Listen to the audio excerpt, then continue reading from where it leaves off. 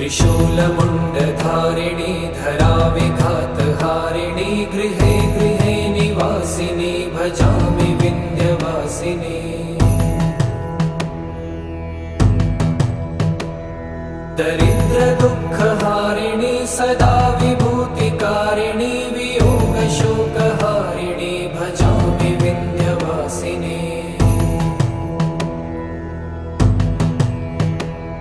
लसत्सुलोललोचनं लतासनं वरप्रदं कपालशूलधारिणी भजामि Vindhyavasini.